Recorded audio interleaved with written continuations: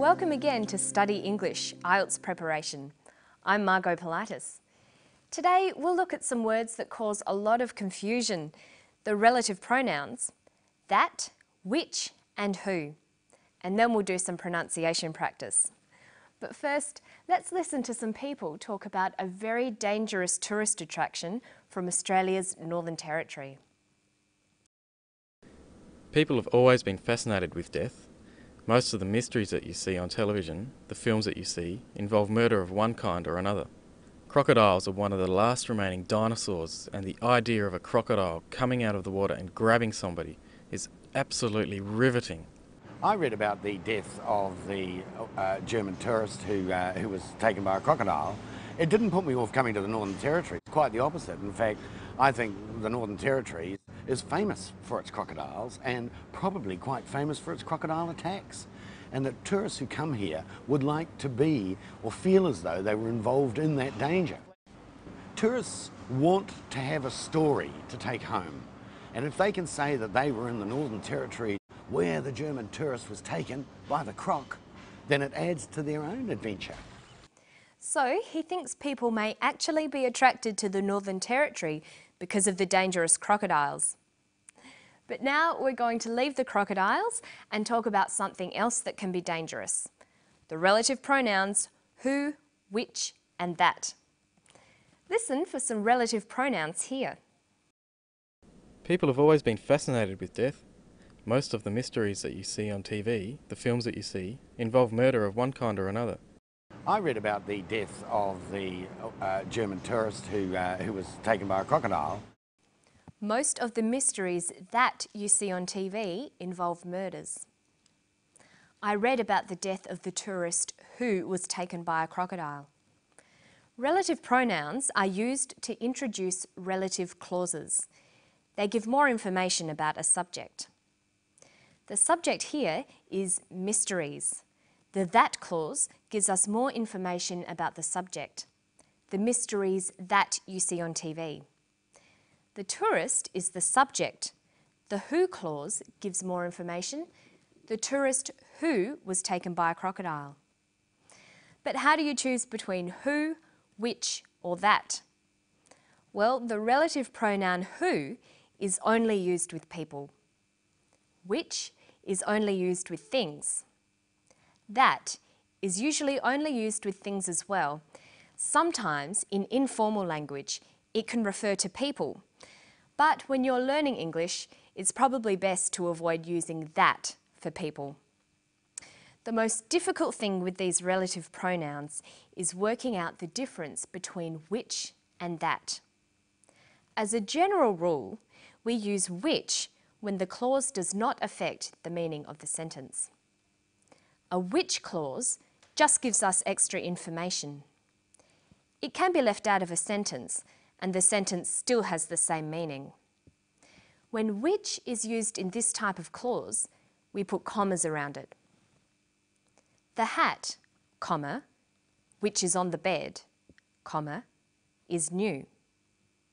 Here, the clause which is on the bed just gives us additional information.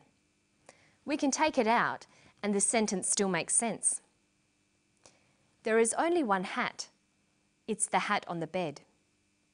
We take out the which clause and the important information is still there. The hat is new. Okay, now let's look at that. We use that for clauses that are a crucial part of the sentence. They are actually part of the definition of the subject. The hat that is on the bed is new. Notice that clauses do not use commas because they are a crucial part of the sentence. There are a number of hats this sentence could be referring to, but the sentence is specifically talking about the hat on the bed, so we use that. The that clause cannot be taken out of this sentence. The hat is new. It doesn't make sense here because it doesn't tell us which hat is being discussed. It would take some practice to get used to who, which and that. To sum up, we use that to define the subject. We use which in a clause with commas to add extra information. You will notice which often being used in place of that, especially in spoken language. While not strictly correct, it is very common. The word who is a bit simpler. It's only used when the subject is a person and can be used in both of these types of clauses. Okay, now we're going to do some pronunciation practice. Students learning English often complain that native speakers speak too fast. Well, it's true. English speakers do run their words together, so it's often very difficult to hear when one word ends and another begins. To make your spoken English sound natural, it's important for you to do this too.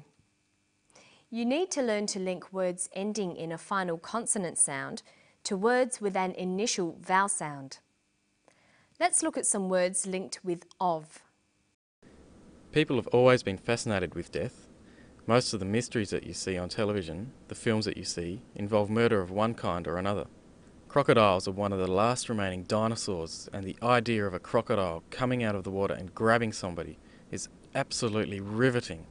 I read about the death of the German tourist who was taken by a crocodile.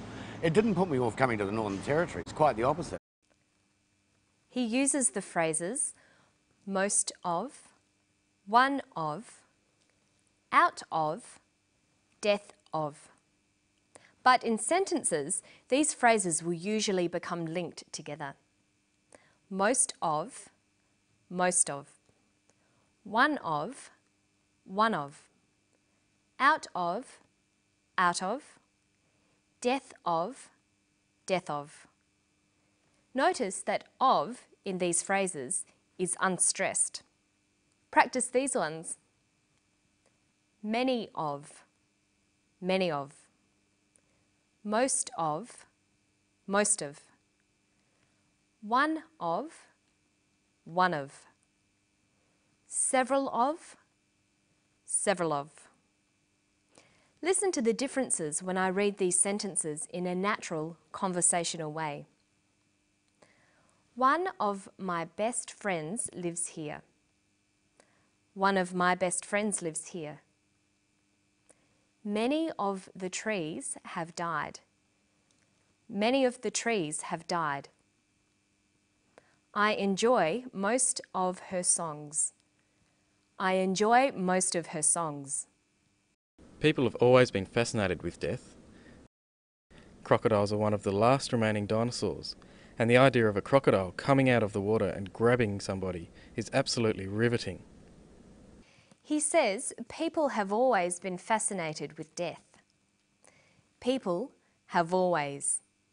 Notice how in conversation we link the final consonant sound v with the initial vowel sound or. Have always. Crocodiles are. Crocodiles are. Is absolutely. Is absolutely.